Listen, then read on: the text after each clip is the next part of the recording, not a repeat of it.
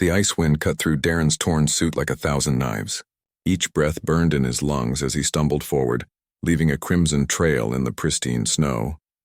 His vision blurred, the white landscape merging with the gray sky until he could no longer tell where one ended and the other began. 3 days. 3 days since the ambush. 3 days since his squad had been slaughtered by the Verithan raiders who'd violated the colony treaty.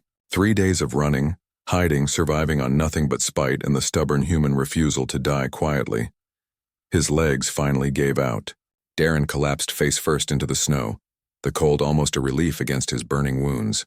He tried to push himself up, but his arms wouldn't respond. The world dimmed at the edges. This is it, he thought. At least it's quiet. But the quiet didn't last. A sound reached through the fog in his mind, a chittering, almost musical noise. Then another and another. Darren forced his eyes open and found himself surrounded by creatures. They were small, maybe knee-height, covered in thick silver fur that seemed to shimmer in the weak light. Their eyes were large and luminous, like twin moons set in delicate faces. Cubs, the indigenous frostlings that the colonists had barely catalogued before the war started. One stepped forward, larger than the others. She tilted her head, studying him with unsettling intelligence.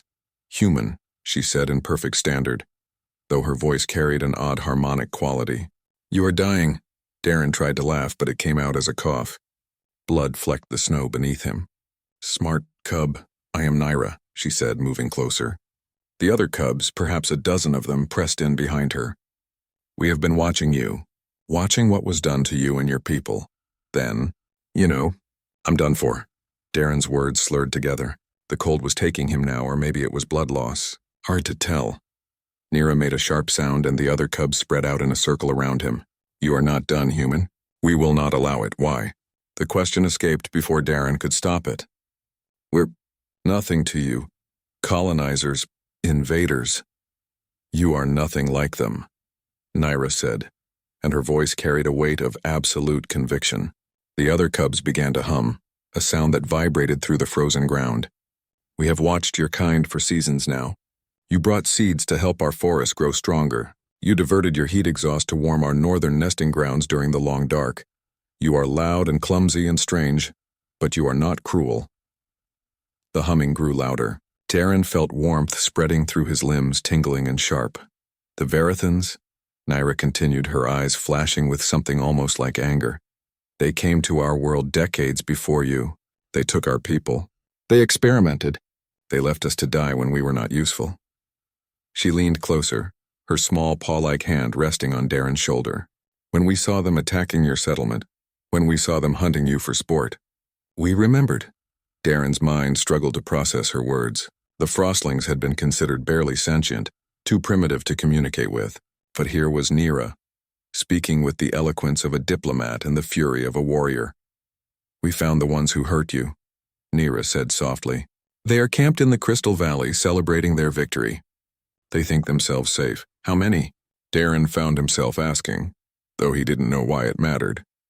He couldn't fight, could barely breathe. 23.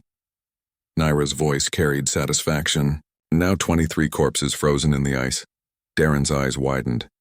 The cubs around him continued their humming, and he realized the warmth wasn't just in his limbs anymore. His wounds were closing, tissue knitting together with impossible speed. "What are you doing?" "Humans are not the only species with surprising capabilities," Naira said. "We are healers, teachers, protectors of our world. And you, Darren," she said his name though he'd never told her, "you are Pack now." The other cubs pressed closer, their humming intensifying. Darren felt his broken ribs shifting back into place, felt his punctured lungs sealing. The pain receded like a tide pulling back from shore. "Your people called us primitive," Naira continued, "because we do not build cities or fly ships, but we build networks of life across entire continents. We speak with the very ice and stone, and we remember every kindness, every cruelty." Strength returned to Darren's limbs. He pushed himself up to sitting, staring at the cubs in wonder and growing horror. "You killed them all?" "The Verithans understand only strength," Naira said simply. "We showed them ours, but we are not conquerors. We protected our home and our friends."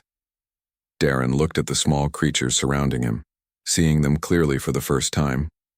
Not primitive animals, not simple cubs, but an ancient, powerful species that had chosen to remain hidden until necessity demanded otherwise. "Why reveal yourselves now?" he asked. Naira's expression, if it could be called that, softened. "Because you fell in our snow bleeding and alone, and you did not curse us for our uselessness. You did not demand we serve you. You simply accepted death as the price of being far from home." She paused. "That is not the way of colonizers. That is the way of someone who respects the land that hosts them." The humming stopped. Darren stood on steady legs, his suit still torn but his body whole. Around him, the cubs watched with their luminous eyes. "Your people will come looking for you," Nira said. "When they do, tell them this. The Frostlings are no longer hiding. We claim protection over all who respect our world. The Verathans learned this lesson too late." Darren nodded slowly. "And if my people can't accept that?" Naira's laugh was like bells in the wind. "Then they will learn as the Verathans did. But I do not think that will be necessary. Humans are strange, but you learn quickly." She turned to leave, the other cubs following. At the edge of the clearing, she looked back. "Go home, Darren. Tell them what you saw. Tell them the frost has teeth now." As the cubs disappeared into the white landscape, Darren stood alone in the snow, alive and whole, carrying a message that would change everything humanity thought they knew about this frozen world. The ice wind still cut sharp, but Darren no longer felt cold.